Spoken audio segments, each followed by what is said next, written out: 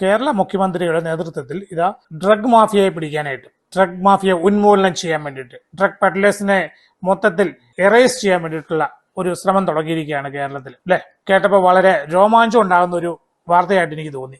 എനിക്ക് മാത്രമല്ല നിങ്ങൾക്കും. എങ്കിൽ ഞാൻ ഒരു കാര്യം പറയട്ടെ, ഞാനും നിങ്ങളും ഈ കേരളത്തിലുള്ള എല്ലാവരും കോമാളികളാണ്, അല്ലെ പൊട്ടന്മാരാണ് എന്ന് ഞാൻ ഒന്ന് തെളിയിച്ചു തരട്ടെ. പറ്റുമെങ്കിൽ ഞാൻ ഈ പറയുന്ന മുഴുവൻ ഒന്ന് കേൾക്കുക. അപ്പൊ നിങ്ങൾക്ക് മനസ്സിലാവും ഞാൻ ഈ പറഞ്ഞതൊക്കെ ശരിയാണെന്നുള്ള കാര്യം. കഴിഞ്ഞ ഒരാഴ്ചയായിട്ട് അല്ലെങ്കിൽ 10 ദിവസമായിട്ട് ഇവിടെ ഹണ്ടിങ് നടക്കുവാണ്. ട്രക്ക് പെഡ്ലേഴ്സിനെ പിടിക്കാൻ വേണ്ടിയിട്ട് ആരെങ്കിലുമൊക്കെ എവിടെയെങ്കിലും പറഞ്ഞു കൊടുത്താൽ മതി, കേസ് ചാർജ് ചെയ്യും, അറസ്റ്റ് ചെയ്യും. അങ്ങനെ 2500 മുകളിലൊക്കെ കേസ് ചാർജ് ചെയ്യുമെന്നാണ് പറയുന്നത്. എനിക്കാണെങ്കിൽ ഇത് സന്തോഷം കൊണ്ടെങ്കിൽ ഇരിക്കാൻ മേല. 1500 പേരെയോളം അറസ്റ്റ് ചെയ്തിരിക്കുന്നു. അയ്യോ വാഹ്, ഇനി അറസ്റ്റുകൾ തുടരും. എന്നിട്ട് ഇനി ഞാൻ ആ കോമാളി എന്നുള്ള വാക്കൊക്കെ ഉപയോഗിച്ചില്ല. നമ്മളെ വേറെ ആരെയല്ല, ഇത് നടത്തുന്നവരല്ല കേട്ടോ. നമ്മൾ പൊതുജനത്തിന്റെ കാര്യമാണ് പറഞ്ഞു. പൊതുജനം എന്ന കഴുതിയെ കുറിച്ച് ഞാൻ ഈ പറഞ്ഞു വരുന്നത്. ഡ്രഗ് വിൽക്കുന്നവരെ പിടിക്കാൻ പോയി കഴിഞ്ഞാൽ എങ്ങനെ പിടിക്കും? നമ്മൾ കേട്ടിട്ടില്ല, അവർ വലിയ ഗുണ്ടകളാണ്, നമ്മളെ ഉപദ്രവിക്കും, അതുകൊണ്ട് എല്ലാവർക്കും പേടിയാണ് ഇവരെയൊക്കെ, ഇവരെന്തും ചെയ്ത് കളയിപ്പാം. കാരണം ഇത് വിൽക്കുന്നവന്മാർ, ഇതൊക്കെ ഉപയോഗിക്കുന്നവന്മാരെന്നൊക്കെയല്ലേ കേട്ടിരിക്കുന്നത്. ഏതെങ്കിലും ഒരു പോലീസ് സ്റ്റേഷനോ അല്ലെ 3-4 പോലീസുകാർ ചേർന്നോ ഇതുപോലെ ഈ ഡ്രഗ്സ് ഹാൻഡിൽ ചെയ്യുന്ന, ഡ്രഗ്സ് എന്നൊക്കെ പറഞ്ഞാൽ കുറെ പേരുണ്ട്, എല്ലാം ഒന്നും എനിക്കറിയത്തില്ല. കഞ്ചാവാണ് നമ്മുടെ മെയിൻ ആയിട്ടുള്ളൊരു സാധനം. അതുകൂടാതെ MDMA ഉണ്ട്, ഹാഷിഷ്, ചരസ്, ഇങ്ങനെ എന്തൊക്കെയോ ഉണ്ട്, ബ്രൗൺ ഷുഗർ എന്നൊക്കെ പറഞ്ഞ് കേട്ടിട്ടുണ്ട്. ഇതൊന്നും വ്യക്തമായിട്ട് എന്താണെന്ന് എനിക്കറിയില്ല, അല്ലെങ്കിൽ എനിക്കറിയാനായിട്ട് താല്പര്യമില്ല. 1 കിലോ കഞ്ചാവ്, അതായത് ഈ സ്ലാബൊക്കെ വെച്ചിരിക്കുക കേട്ടോ, ഇത് ഇന്ത്യൻ പീനൽ കോഡ് വെച്ചാണ് ഈ സ്ലാബൊക്കെ വെച്ചിരിക്കുന്നത്. 1 കിലോ കഞ്ചാവ് എന്ന് പറയുന്ന സാധനം 1/2 ഗ്രാം MDMA എന്ന് പറയുന്ന സാധനം ഒരുപോലെയാണ്. അതായത് നമ്മുടെ ഒരു ത്രാസിലെ 1 കിലോ കഞ്ചാവ് എടുത്ത് വെക്കും, എന്നിട്ട് 1/2 ഗ്രാം MDMA എടുത്ത് വെക്കും. അപ്പൊ ഈ 1 കിലോ കഞ്ചാവിന്റെ ലഹരിയുടെ ഈക്വലന്റ് ആണ് ഈ 1/2 ഗ്രാം MDMAയുടെ പവർ. മനസ്സിലായല്ലോ? അപ്പോൾ ഇന്ത്യയിലെ നിയമം എങ്ങനെയാണ്, അല്ലെ നമുക്ക് പറയാം, നമ്മൾ ഇന്ത്യയിലോട്ട് പിടിക്കുന്നത്. കേരളത്തിലെ കാര്യം പറയാം. ഇവിടുത്തെ നിയമം എന്താണെന്ന് വെച്ചാൽ 1/2 ഗ്രാം MDMA വരെ ഒരാൾ കയ്യിൽ വെച്ചാൽ അത്ര വലിയ കുറ്റമൊന്നും അല്ല, അതിൽ കൂടുതലാണല്ലേ പ്രശ്നമുള്ളൂ. അതുപോലെ 1 കിലോ കഞ്ചാവ് വരെയൊക്കെ. അപ്പൊ എന്താണ് ശിക്ഷ? 1/2 ഗ്രാമിൽ താഴെയുള്ള MDMA, അതല്ലെങ്കിൽ 1 കിലോയിൽ താഴെയുള്ള കഞ്ചാവ്, ഇതൊക്കെ കൈവെക്കുന്നു, അല്ലെങ്കിൽ ആർക്കെങ്കിലും ഡിസ്ട്രിബ്യൂട്ട് ചെയ്യുന്നു, വിൽക്കുന്നു. ഇവരെയൊക്കെ പോലീസ് കേസ് ചാർജ് ചെയ്ത് 2 ദിവസം അകത്തിട്ടിട്ട് പിന്നെ അവരെ വിടേണ്ടി വരും. കാരണം എല്ലാവർക്കും ചെലവിന് കൊടുക്കാൻ പറ്റില്ലല്ലോ. അത് കഴിഞ്ഞ് കോടതി വരുമ്പോഴത്തേക്കും ഇവർക്ക് ഒരു ചെറിയ പെനാൽറ്റി അടച്ചിട്ട്, ഫൈൻ, പിഴ അടച്ചിട്ട് ഇവർക്ക് പോകാം. കാരണം ഞാൻ 999 ഗ്രാം വരെ എന്റെ കയ്യിൽ ഉണ്ടായിരുന്നുള്ളൂ, 1000 ഗ്രാം ഇല്ലായിരുന്നു. അതിന് വേറെ ചില സഹായങ്ങളൊക്കെ ചെയ്തു കൊടുക്കും. അങ്ങനെ മരുവരിപ്പോരും. അതുപോലെ തന്നെയാണ് മറ്റേ ആ പൊടിയുടെ കാര്യം, MDMAയുടെ കാര്യം. 1/2 ഗ്രാമേ എൻ്റെ ഉണ്ടായിരുന്നുള്ളൂ, അത് കൂടുതലില്ലായിരുന്നു. പെനാൽറ്റി അടച്ചിട്ട് ഇറങ്ങി പോകാം. അപ്പോൾ ഈ കഷ്ടപ്പെട്ട് വീഡിയോ എടുത്ത് ഫോട്ടോ എടുത്ത് പോലീസുകാർക്ക് അയച്ചു കൊടുത്ത് സാറേ ഞാൻ ഡ്രഗ് വിൽക്കുന്നവനെ കണ്ടു എന്ന് പറയുന്ന നമ്മൾ ആരാണ്? ഞാൻ മുമ്പേ പറഞ്ഞല്ലോ. വരട്ടെ, ഇനിയാണ് ബാക്കി കഥകൾ. കേരള പോലീസ് ഒരുത്തിനെ പിടിക്കുന്നു, ഒരു ട്രക്ക് പെഡലർ. അയാളെ വിൽക്കാൻ ശ്രമിക്കുന്നു, വിറ്റുകൊണ്ടിരുന്നു, അല്ലെ ഏതെങ്കിലും ഒരു മുറുക്കാൻ കിടക്കാരൻ അത് വിൽക്കുന്നു. അവനെ പിടിച്ചു കഴിഞ്ഞാൽ അവനെ സ്റ്റേഷനിൽ കൊണ്ടുപോകുന്നു, കേസ് ചാർജ് ചെയ്യുന്നു.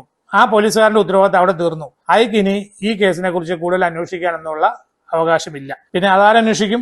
അത് വേറൊരു പോലീസ് ഉദ്യോഗസ്ഥൻ അന്വേഷിക്കണം. അപ്പൊ ഈ പിടിച്ചോണ്ട് വന്നവൻ ഒരു റിപ്പോർട്ട് ഒക്കെ എഴുതി കൊടുത്തിട്ട് മിണ്ടാതെ എവിടെയെങ്കിലും പോക്കണം. അപ്പൊ മറ്റേ സാർ അന്വേഷിക്കും. ഈ അന്വേഷിച്ച് കഴിഞ്ഞിട്ട് അയാൾ റിപ്പോർട്ട് കൊണ്ട് കോടതി കൊണ്ട് കൊടുക്കും. രണ്ടുപേരും ഒരേ കാര്യമാണ് പറയുന്നതെങ്കിലും കോടതി ചെന്ന് കഴിയുമ്പോഴത്തേക്കും ഒരു പ്രധാനപ്പെട്ട ഒരു കാര്യമുണ്ട്, സാക്ഷി വേണം. സാക്ഷി ഇല്ലെങ്കിൽ ജഡ്ജി പറയും പൊക്കോ മക്കള് പൊക്കോ, സ്ഥലം വിട്ടു.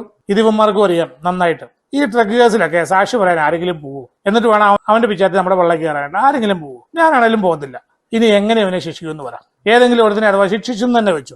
എങ്ങനെയൊക്കെ പോലീസുകാരനോ വീഡിയോ സാക്ഷി എന്തെങ്കിലും ഉണ്ടാക്കി ആരെങ്കിലും ശിക്ഷിച്ചെന്ന് വെച്ചു. അവൻ 2 അല്ലെങ്കിൽ 3 വർഷം കഴിയുമ്പോഴത്തേക്കും അവൻ അവിടെ നിന്ന് ഇറങ്ങിപ്പോരും. അവന്റെ ശിക്ഷ എത്രയൊക്കെ ഉള്ളൂ. ഇനി അവനെ 12 വർഷത്തിന് ശിക്ഷിച്ചാൽ പോലും അവനൊരു 3-4 വർഷം നല്ല നടപ്പൊക്കെ നടത്തിയിട്ട് ഏതെങ്കിലും സാർമാരൊക്കെ ആയിട്ട് കമ്പനിയായിട്ട് അവൻ അവിടെ നിന്ന് ഊരി ഇറങ്ങിപ്പോരും. അവൻ അവിടെ നിന്ന് ഇറങ്ങി വരുന്നതിന് മുമ്പായിട്ട് തന്നെ അവനെ പല ഏജന്റുകളും ബുക്ക് ചെയ്ത് കഴിഞ്ഞിരിക്കും അടുത്ത ബാച്ച് മെറ്റീരിയൽ കൊടുക്കാൻ വേണ്ടിയിട്ട്. നമ്മുടെ കേരളത്തിലെ അല്ലെ ഇന്ത്യയിലെ നിയമം ഇതാണ്.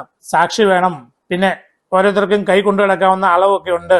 ഈ നിയമങ്ങളൊക്കെ വെച്ചോണ്ടിരുന്നു കഴിഞ്ഞാൽ ആർക്കാ ഇവിടെ പേടി ഇത് വിൽക്കാനായിട്ട്? ഇവന്മാർക്ക് തോന്നിയ മാസമല്ലേ ഇവർ ചെയ്യുന്നത്. അവർക്ക് ചിലപ്പോൾ ഒരു 3 മാസം 6 മാസം 1-2 വർഷം ജയിലിൽ കിടക്കുന്നത് ഒരു പ്രശ്നമല്ല. കാരണം അതുപോലെ കാശ് ഉണ്ടാക്കിയിട്ടുണ്ട്. അല്ലെങ്കിൽ പുറത്തിറങ്ങി വന്നാൽ അതിലും കൂടുതൽ കാശ് കിട്ടും. അവന്റെ വെയിറ്റേജ് അവിടെ കൂടുകയാണ്. 2 വർഷം ജയിലിൽ കിടന്നിട്ട് വരുവാണെങ്കിൽ അവന്റെ ബ്രാൻഡ് വാല്യൂ കൂടുവാണ് ഈ മാർക്കറ്റിൽ.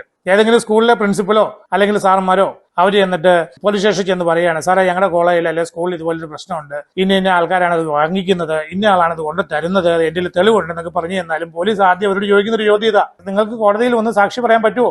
എന്റെ പൊന്ന് സാറേ, എനിക്ക് കുടുംബമുണ്ട്, എനിക്ക് പിള്ളേരുണ്ട്, എന്നെ വിട്ടേക്ക്. ഇതാണ് ഉത്തരം. ഇനി നിങ്ങൾ പറ. ഞാൻ ആദ്യം പറഞ്ഞ കാര്യം, ഞാനും നിങ്ങളും ഒക്കെ ഈ വാർത്ത കേൾക്കുന്നവർ 2500 കേസ് രജിസ്റ്റർ ചെയ്തു, അറസ്റ്റ് നടത്തി എന്നൊക്കെ പറയുന്ന കേൾക്കുന്ന നമ്മളൊക്കെ, ഞാൻ ആദ്യം പറഞ്ഞ വാക്കുകളിൽ പലതും നമുക്കൊക്കെ ആപ്ലിക്കബിൾ അല്ലേ? ഇതൊക്കെ ഒരാഴ്ച കഴിയുമ്പോൾ 2 ആഴ്ച കഴിയുമ്പോൾ ഇതൊക്കെ അങ്ങ് തീർന്നു പോകും. കേരള പോലീസ് വിചാരിച്ചാൽ, ഞാൻ പറയുന്നു IG വിചാരിച്ചാലോ DGP വിചാരിച്ചാലോ നല്ല ഞാൻ പറയുന്നത്, കേരള പോലീസ് വിചാരിച്ചു കഴിഞ്ഞാൽ അവിടുന്ന് മോളിൽ നിന്ന് ഒരു ഉത്തരവ് വന്നു കഴിഞ്ഞാൽ ഇവിടെ 1 ഗ്രാം പോലും മയക്കുമരുന്ന് വിൽക്കാൻ പറ്റില്ല.